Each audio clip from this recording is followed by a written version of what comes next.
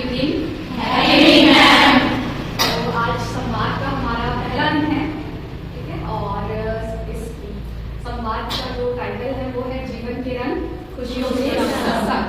तो इससे रिलेटेड मैं एक स्टोरी सुनाने जा रही हूँ, उसको ध्यान से सुनेंगे और फिर इस पर हम चर्चा भी करेंगे। तो ये कहानी है एक राजा की। तो एक राजा था, उसको शिकार का बहुत शौक था। तो वो अपने सिपाहियों के साथ एक दिन जंगल गया और जब वो जंगल पे पहुंचा तो उसको एक बहुत ही सुंदर हिरण दिखा। तो वो हिरण को के पीछे भागते भागते उस जंगल में इतना आगे पहुंच गया कि सिपाही पीछे रह गए, है ना। और आगे जाते जाते जाते जाते बहुत ही घने जंगल में वो फंस गया, है ना। और घना जंगल होने के कारण हिरण जो है वो छुप गया।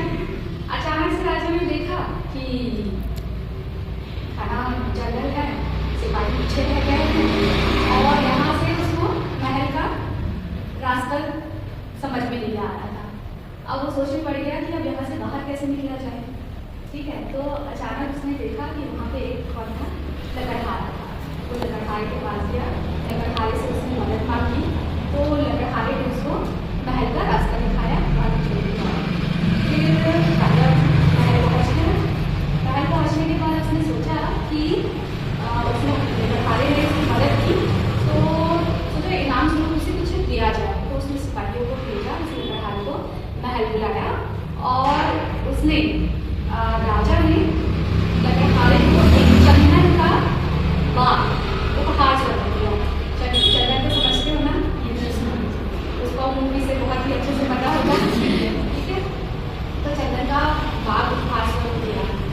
अब वो चंदन का बाग जब लकड़हारे को मिला तो उसने सोचा कि मैं इसकी लकड़ियों को जला दूंगा और इससे जो कोयला मिलेगा उसको बाजार में बेचूंगा और मुझे पैसे मिलेंगे।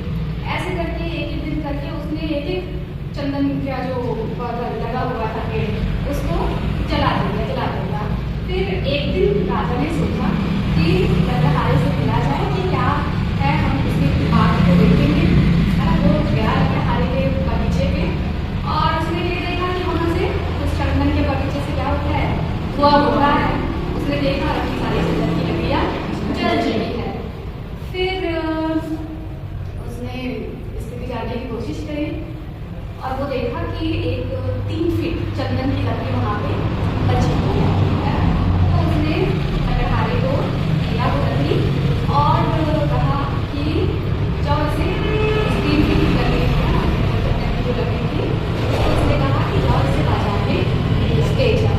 तो इस 3 फीट की लकड़ी का राजा लकड़हारे को कितने पैसे मिले, 1000 रुपये, ठीक है।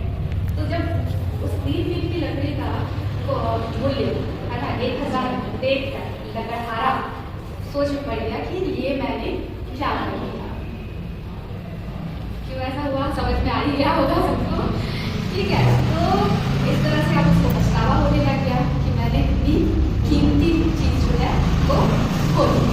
मुझे उपहार में मिला था, कीमती और बहुमूल्य चीज जो है वो मुझे उपहार में मिला था और उसे मैंने इतनी जला दिया, ठीक है। तो इसी तरह से यहाँ पे राजा जो है ना वो कौन है, ईश्वर है, ठीक है।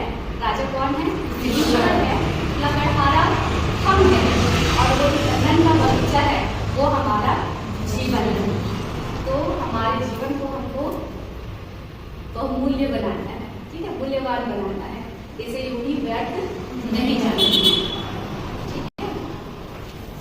तो अब आपको बताना है कि इस कहानी से आपको क्या शिक्षा मिली। आप कोई बताना चाहेगा?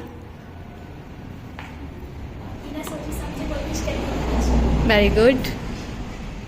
जिस तरह जो राजा था वह हिरण की लालच में जो जंगल था घने जंगल में फंस गया। तो हम लोग को किसी भी चीज़ की ज़्यादा लालच नहीं करना चाहिए क्योंकि जो लालच का रास्ता रहता है वह काटो भरा। Very good. एनीवन?